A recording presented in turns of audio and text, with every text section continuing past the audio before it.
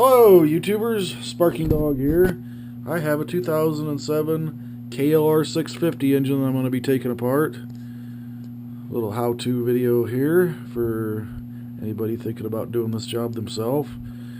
84, 85 up to 07 were all the same, and even the Gen 2 08 current is pretty much, this will give you a good idea. It might be a little bit different here and there, but it wasn't a huge redesign with the Gen 2. And even the earlier KL600 kickstart models, this will be pretty close to the same. It'll give you a very good idea of what you got to do. Number one, to set this thing up here, and I got this thing for free, and I love this cart. It's from an old machine shop, and the main thing I love about this cart is it's extremely heavy duty. It's all welded, old school. But the thing I truly like about it is it's already greasy. It was already dirty and greasy when I got it. You know, I got some nice workbenches and this and that, and the one thing that sucks about a nice workbench is you don't really want to get it all greasy. I mean, maybe some people do, but so I've basically adapted a clean area and a dirty area in my workshop. Works real good. One thing I like to do is, when I was younger, I used to hoist these up there on the bench by hand, and it takes about everything I have. That's probably a 150-pound motor, weighs almost as much as I do. I've just got a piece of unistrut up here with some eye bolts and an old swing arm pin, I believe that is, and a really cheap piece of junk chain hoist, not a chain hoist, a come along, just a steel cable come along that I've had forever. I've probably had that thing for 30 years. It's not a very good one, but it doesn't take a very good one to lift 150 pounds up. I've lifted about a 225, 250 pound CB750 engine up with that setup, and that was the test. It didn't break. I've got a VN 1500 motor to do. That might be a little scary, but I think it'll do it. Something that big probably helps if you can pull the clutch and flywheel and some of the external parts off before you start. But that's a great setup, you know, if you got especially if you've got overhead joists in your garage. Just get a big chunk of metal to span up there, or some heavy wall pipe, or a steel bar, or heck, a piece of rebar. Boy, that come along really saves my back.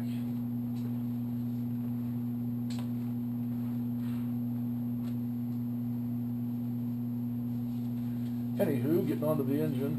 This might be a two-part. I gotta pick my kids up in about an hour from school. Probably about an hour and a half job taking this engine apart, I suppose.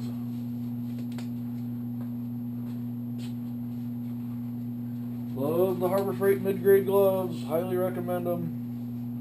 Like $8 for a box of 100. I don't know if these are... Well, I could look at the box here. Hold on. 7 mil. These are 7 mil. The thinner ones maybe 4 mil or 5 mil. They rip super easy. I wouldn't use those for anything like tearing a motor apart. And the heavy ones, the black ones, maybe they're 10 mil or something. They work pretty good, but they're really hard to get on and off, and they're really hot in the summer. They're really thick, but they work good too.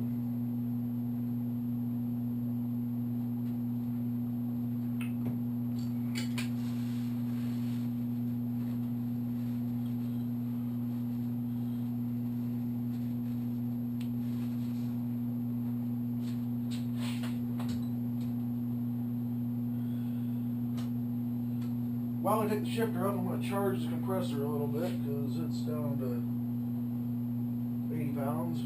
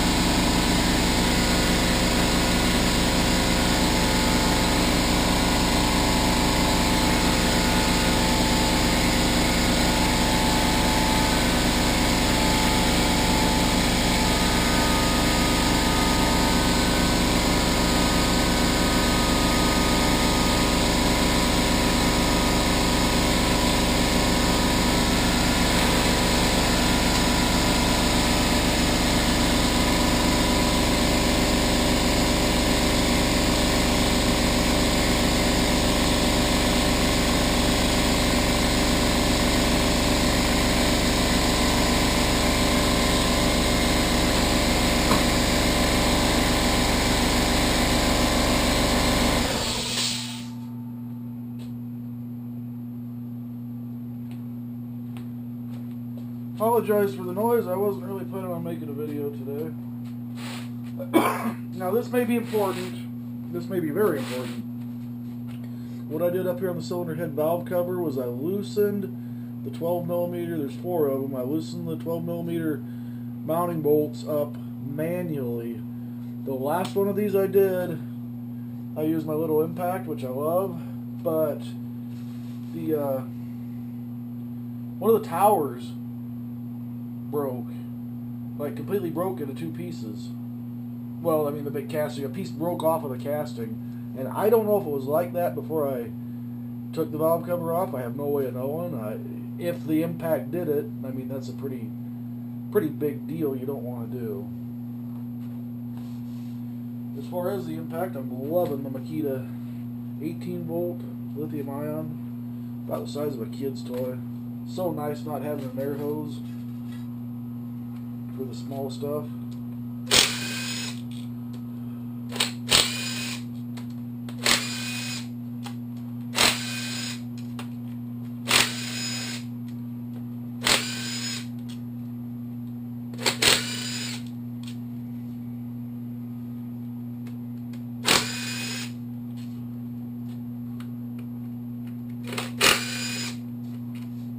Obviously, you want to have the engine oil drained.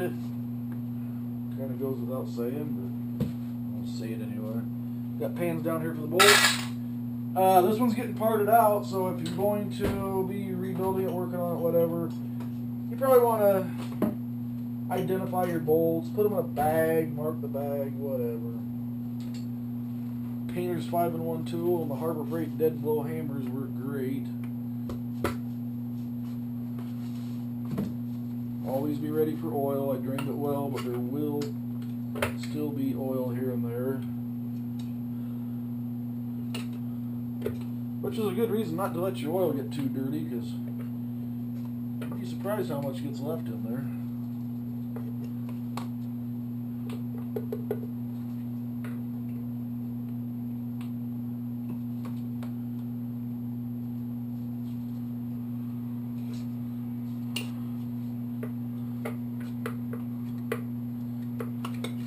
That's the magnet action that's not wanting to let that thing come off there. It's got pretty dang powerful magnets.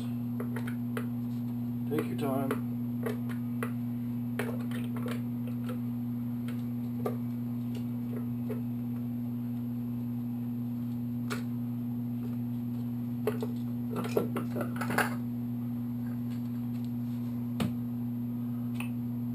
There's your starter gears.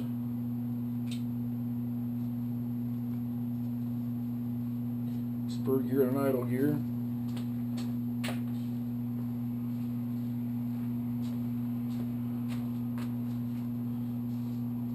I have already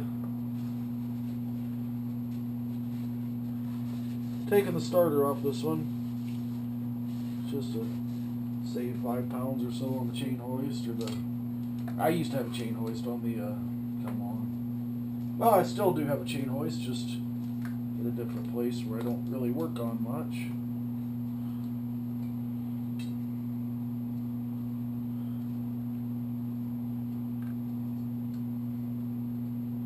I would plan on a new gasket if you're going in here to do your doohickey or whatever you're doing. Especially your stator. To get the stator out, you pretty much got to rip that thing to get the rubber plug out of there. Generally, the way it goes, if you buy a new gasket, you won't need it. If you don't buy a new gasket, you will. At least that's how it goes for me.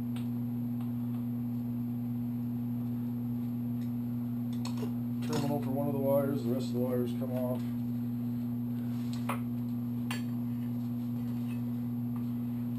I'm probably gonna let some of the sub-assemblies drain off on a piece of oil before I take them all the way apart.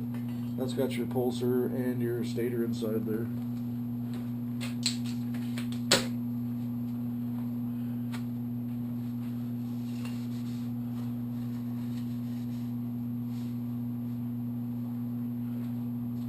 And now, for the reason that I did charge up the air compressor,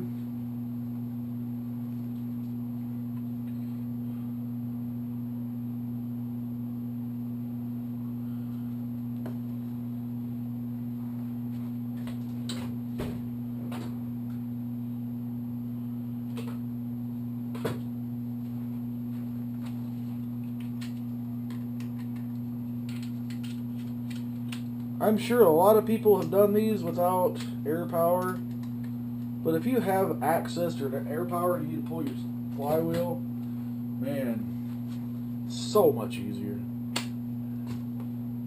So much easier.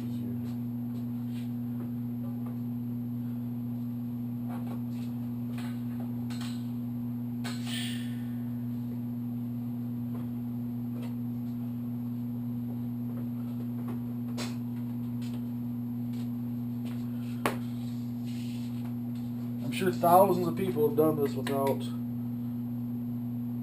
air power, but if you got it, use it, man.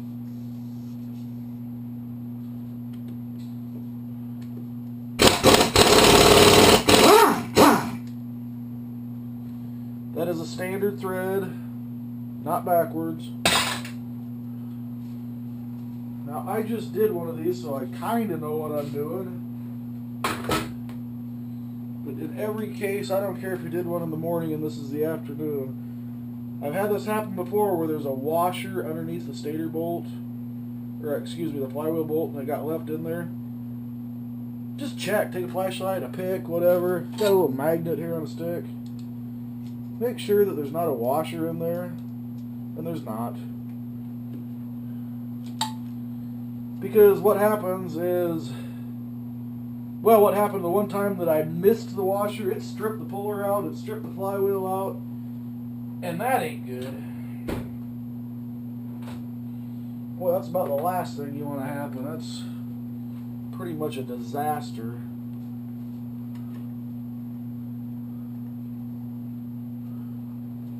Always oil your puller. This one's still pretty oily. I just used it not too long ago, but the mechanical advantage of oiling a puller is incredible. I think a true master mechanic would never, ever do that dry.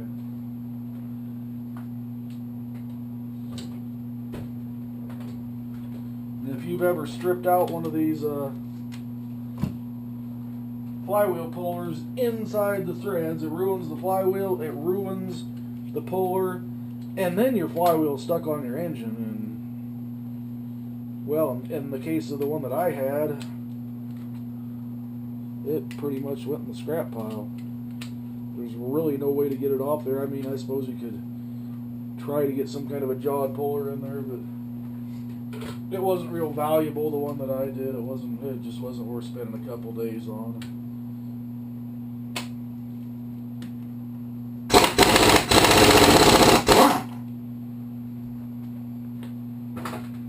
So easy with air.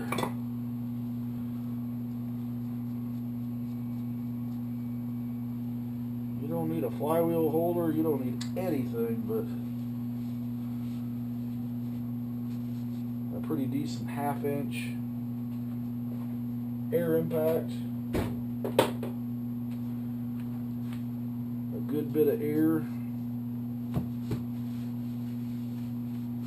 and a proper socket. No special tools required otherwise. I got a baker's rack behind me that works great for putting the parts on.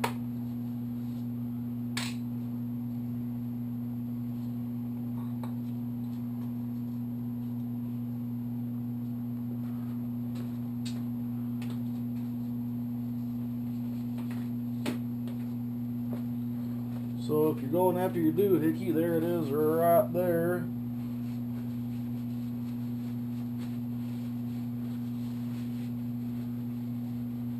Not exactly sure why they call it a doohickey. I think a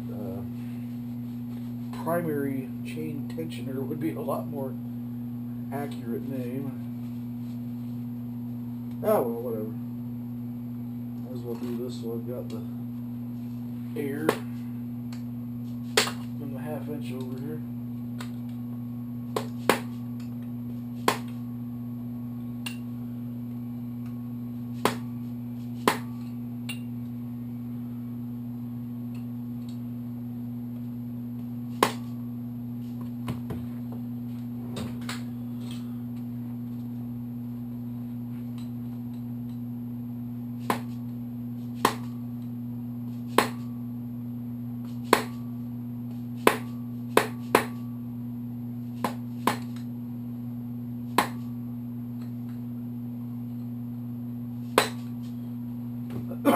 Excuse me, that was a 19 and a 22 that fit the puller.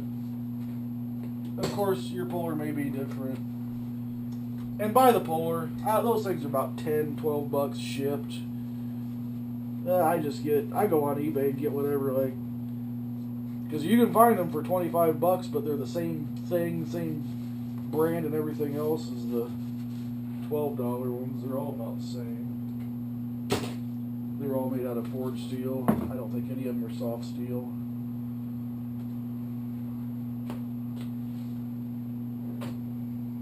But it's certainly well worth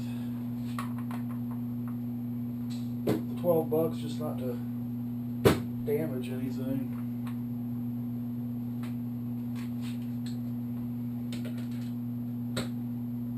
You're gonna spend a whole lot more than $12 worth of time trying to figure out what to even do if you don't buy the tool.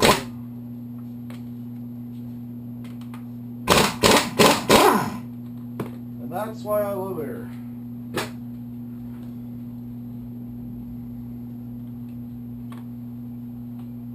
No, that may be Loctite, it's not.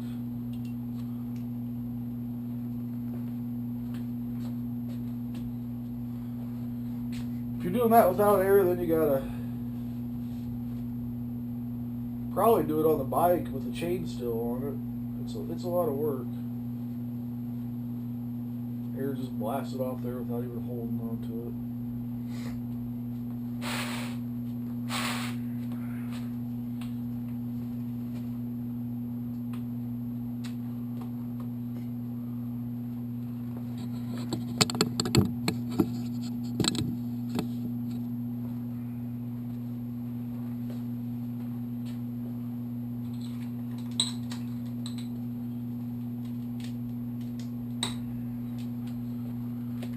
The Makita quick change, I keep the 8, 10, 12 quick change bits right in the pan on top of the toolbox. It's the ones I use about 99% of the time. It'll do 14 millimeter stuff if it's not terribly tight.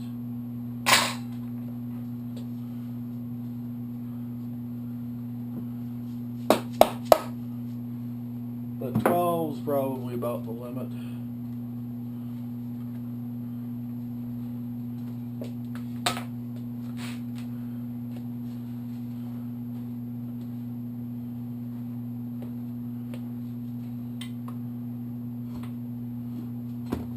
Really curious. I wish I wouldn't have pulled it off that board. This is a heavy booger.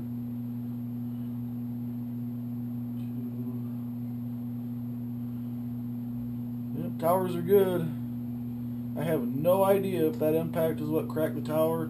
There's 2 towers, and then the cam holders is where 2 of the valve cover retaining bolts go.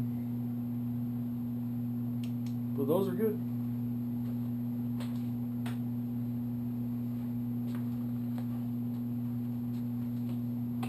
In my case, if I break one of those towers, that's like a $200 boo-boo, so I try not to make the same mistake too many times in a row.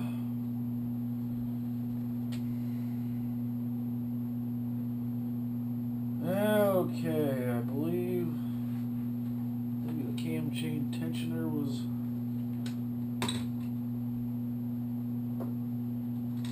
next.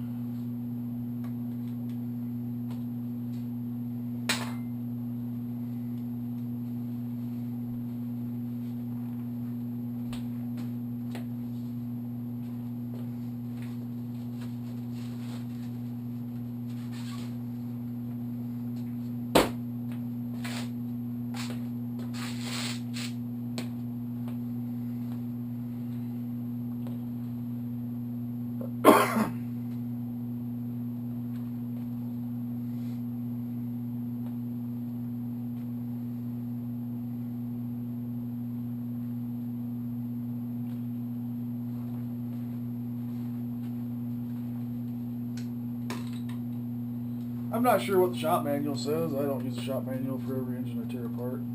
It's just not really feasible.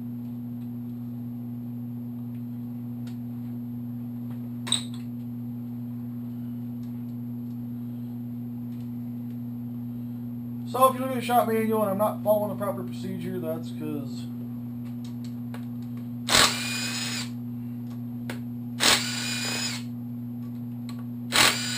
I never really do follow the actual shop manual procedures.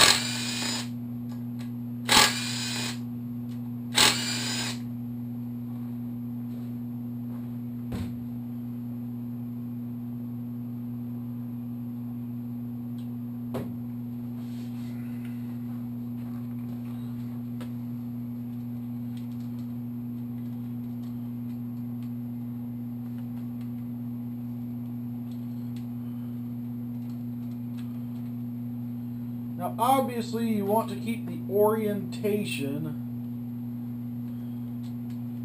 of the cam holders all the same, putting it back together as when you took it apart.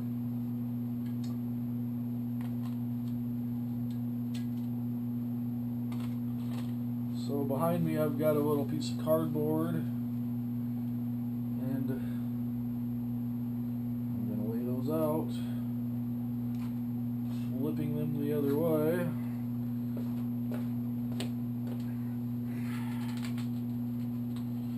And the reason I'm flipping them the other way is when I do this, I always make the garage door the rear and the front wall of the garage the front.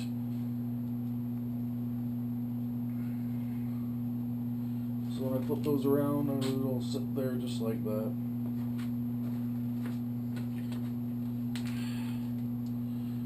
Because even though I'm parting it out, I still have to keep everything, you know, so the next guy can put it back together without problems.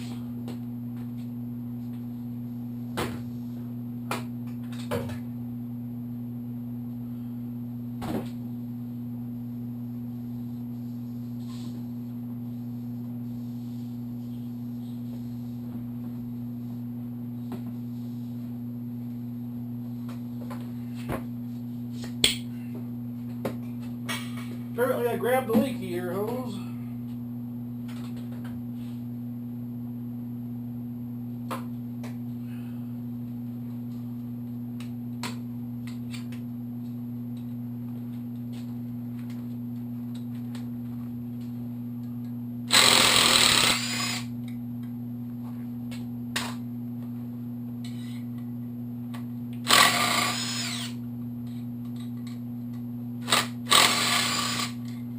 What's really cool about that is it has the LED headlight on it.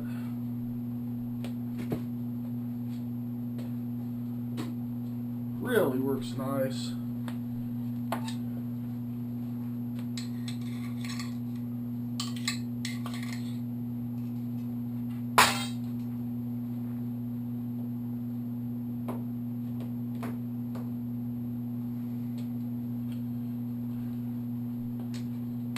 I don't know if the little guy here will do the cam bolts. We'll find out. Yeah, maybe we don't have to. Maybe they'll just come out of there like that. Yeah. I guess we don't even need to.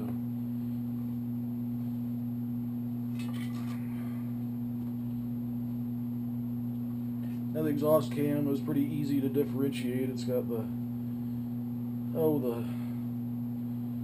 mechanism there that cracks the exhaust valve open when you're cranking it. But I'm going to turn those around just to keep them in the proper orientation.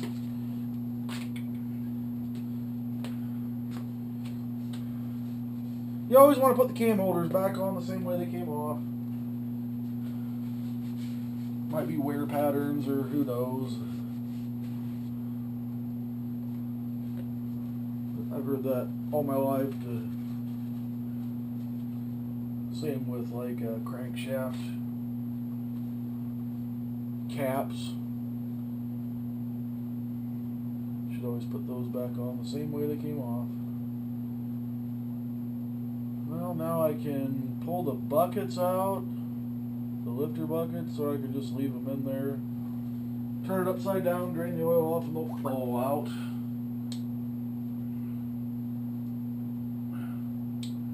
That magnet doesn't even want to move them anyway, so we'll just leave those in there for now. Now I've got some 14mm head bolts. I believe they're 14.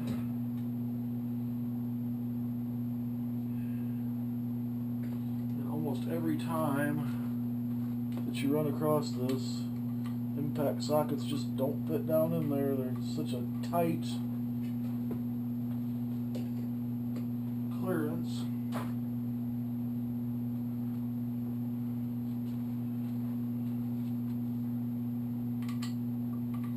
And my half drive thin walls don't even really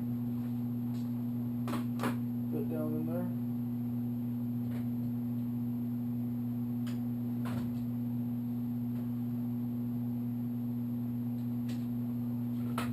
So obviously I don't like using chrome sockets that are not made for impact. What will happen is it can not only break them, but eventually it'll knock the chrome off the sockets. But I don't have any choice.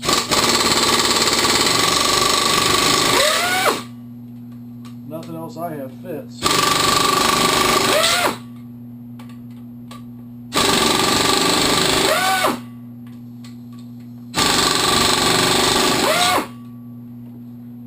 I just avoid using the 1/2-inch drive unless I really have to.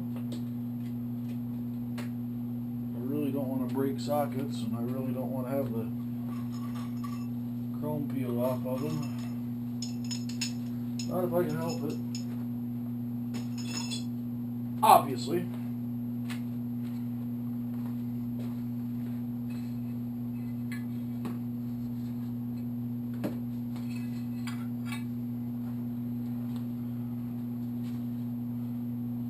Yeah, I remember this one. I know there's a couple of bolts that face up.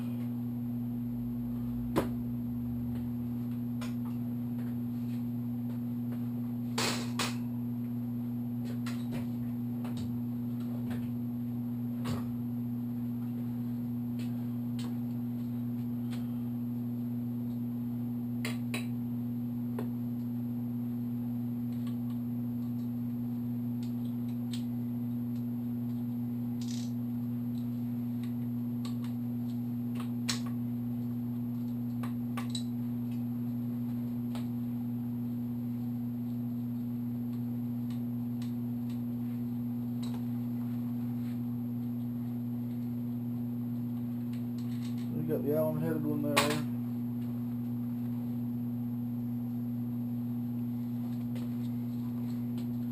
Front and back is a 10mm.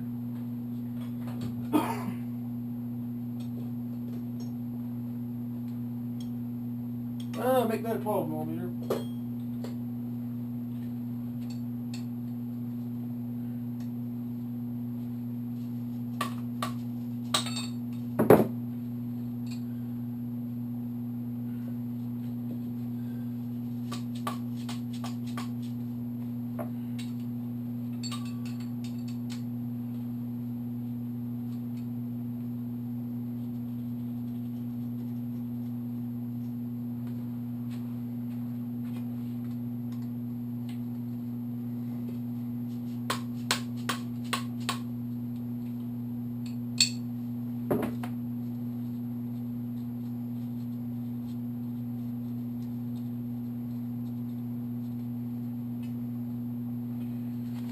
Snap-on wrenches, if you can find them at a good price, are so worth it.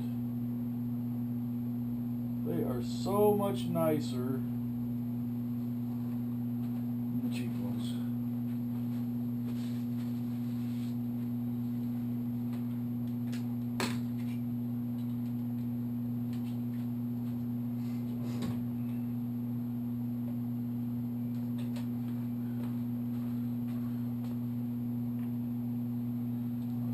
spark plug while I'm here. Got the right size socket.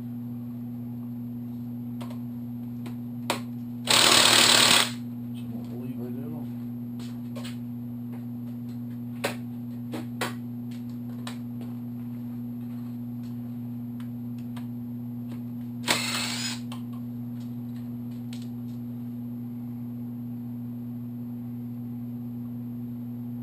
It wasn't running too bad, a little bit rich.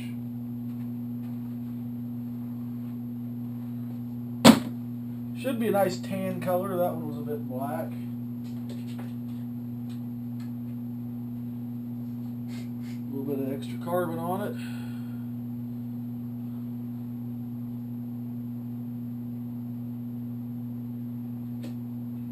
There's a water temperature plug. 12 millimeter. Of course, I never grabbed the right one.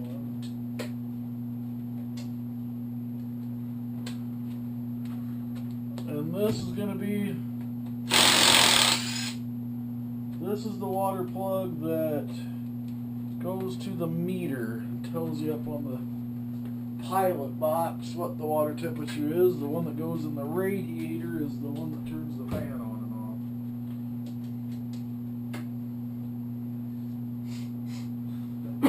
Excuse me, I got a bit of a runny nose today.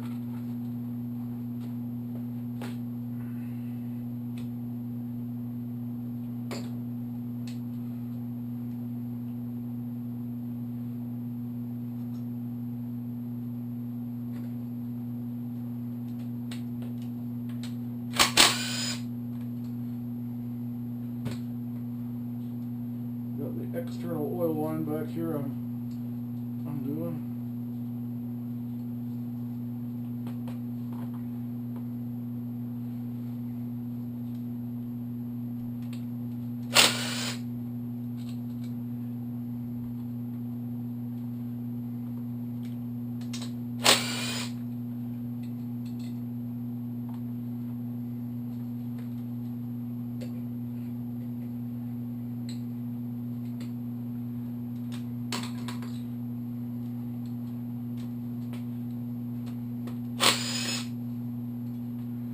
I don't know what the little Makitas cost new.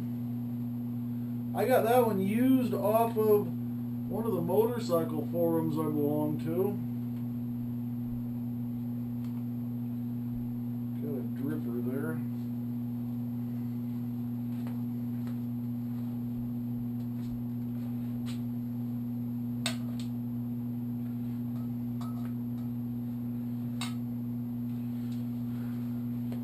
Kind of funny for me, the guy's girlfriend gave him the little impact as a Christmas present or birthday present or whatever. Then they broke up, and he didn't want the memory of her anywhere in his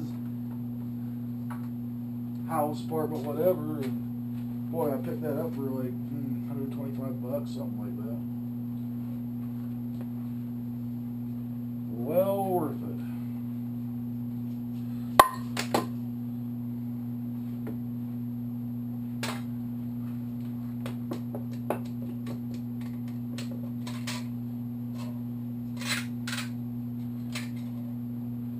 Cylinder head. I set the two ends. Gonna have a bunch of oil in it, they always do. I set those two 12mm nuts aside to put back on the studs to protect the stud threads.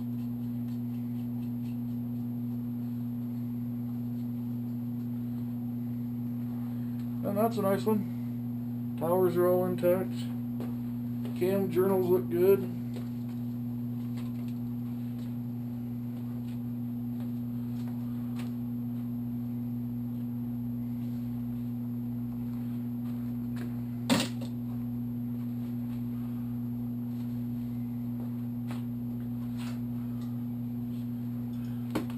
My theory with guide pins, if they come out easy like that, take them out, or they're going to fall out and roll away and get lost. Usually a good portion of them are pretty much stuck. I don't do anything with the stuck ones. tug it with pliers and they don't come out, I'm certainly not worried about losing them, washing the parts up or whatever.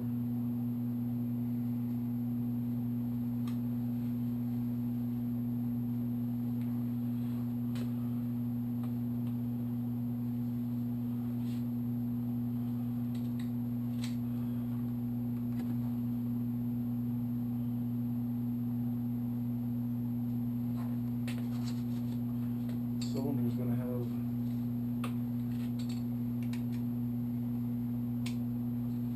some more 12 millimeter acorn nuts on it.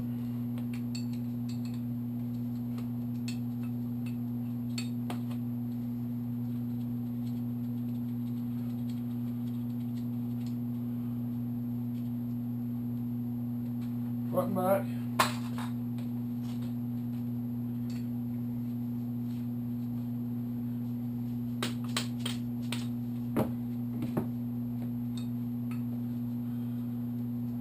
By the way, I've had absolutely zero formal education in anything that I do as far as motorsports.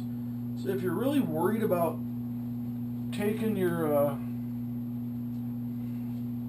KLR engine apart, because here's the deal. I mean, typically, what can go out is the cylinder head, and that's as far as you have to go for the cylinder head, or the piston rings, or maybe the doohickey craps out on you because you haven't done the Eagle mic, whatever. I don't know how much I agree with that. I don't know. I know it does happen. I don't know. That's real controversial. But say your doohickey does go out, the torsion spring breaks, and your balancer shaft gets loose. You got to go in there and replace some parts. I mean, generally a Generation 1 KLR is only going to be worth $2,500, $3,000 on a really good day. I mean, unless it's mint or like just got a whole bunch of suspension work, and you know, if it has a whole bunch of mods, it might be worth more than that. But whatever. If you're going to take this to a mechanic, I mean, you're looking at $1,000 or $1,500 to get into your engine, I suppose, and it's just not worth investing in the dang thing. You know, you're gonna pretty soon you're gonna have a couple $1,000 into repairs into a bike that's worth a couple $1,000. So yeah, when something really serious goes wrong with one of these engines, if you have the capabilities to do it yourself, you better do it yourself. And if you don't, you better just put it on Craigslist and sell it as a parts project to the next guy that does.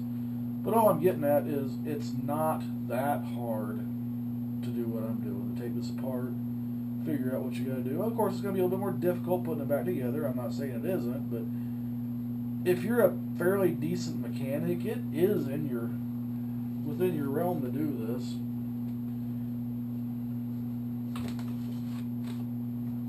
We're not talking about doing brain surgery here. It's not that difficult.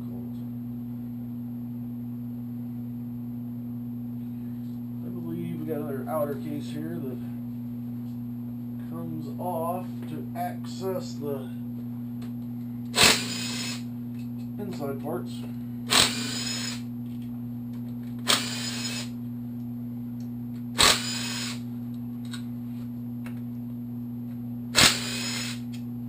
My main advice would be